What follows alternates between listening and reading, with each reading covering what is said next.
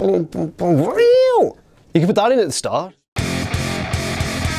Hey everyone, it's Jack from WhatCulture.com and you're watching the FastCount. First up, we've got the 3 biggest pieces of WWE news. First up, unfortunately, WWE is still being bitten by the injury bug. Just days into the WrestleMania Revenge Tour, Bray Wyatt has picked up another injury. Now obviously this causes a pretty big problem for WWE because, as you might have seen, Bray's face is all over all the posters for Payback. Secondly, don't worry because Shane McMahon's match with The Undertaker at WrestleMania didn't matter at all.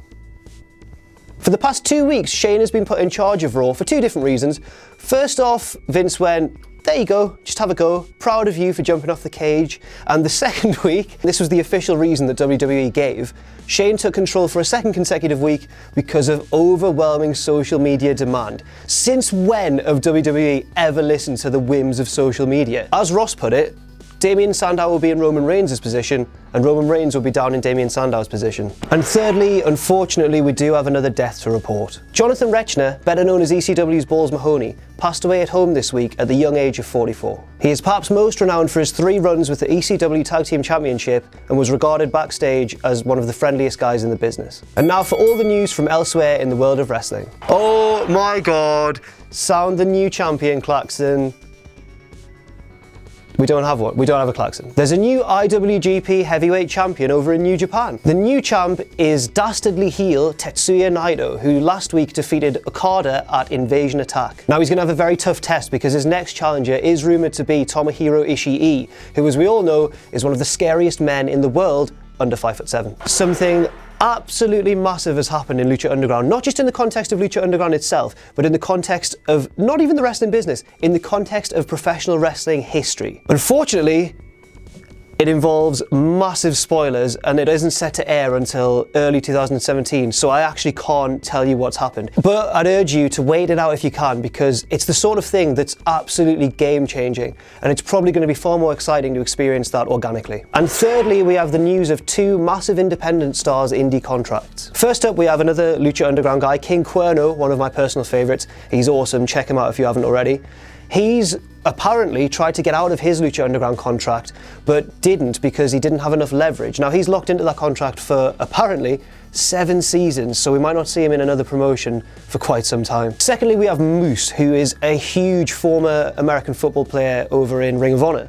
Now Moose, his contract is coming to an end, and that's very, very interesting because not only is he incredibly promising, he was PWI's Rookie of the Year for 2015, but also because WWE have been interested in him before. He was actually offered a place on the previous season of Tough Enough, and although there have been no further reported talks since, don't be surprised to see him turn up in NXT in the very near future. And now for this week's 3 biggest takeaways. First and foremost, this is a massive, massive turning point in the history of New Japan Pro Wrestling. Not only is Naito the first new champion we've had for a while, he's the first champion not named Okada, Tanahashi or AJ Styles since January 2011. Now this is particularly important because Naito is the first big main eventer to rise to the top since New Japan has become far more familiar to a Western audience. Thanks to certain phenomena like the rise of the Bullet Club and Nakamura's recent debut in NXT, a lot more casual fans are now far more interested in checking out what New Japan's got to offer, and it's up to Naito and new stars like Will Ospreay to really carry the load. And if they do succeed, this could propel New Japan to even greater heights, so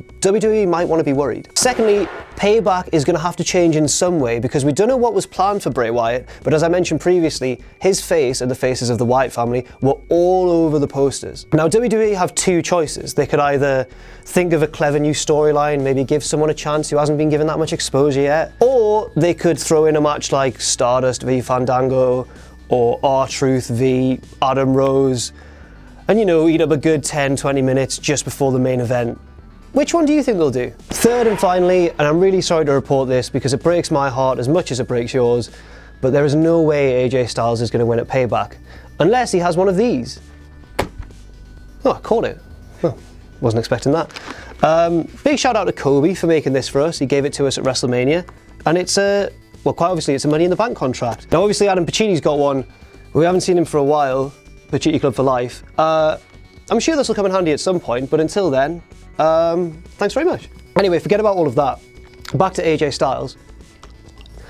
He's not going to win at Payback at all because As much as we desperately want there to be some sort of Bullet Club interference, or maybe even a program with Finn Balor in the future, or as much as we even just want him to win because he's a fantastic wrestler, it doesn't override WWE's wishes to have Roman Reigns as an incredibly strong champion and the face of the company. In fact, I want to predict that Reigns will still be the champion until SummerSlam at the very least, and I think this could be a depressingly long reign for the big dog.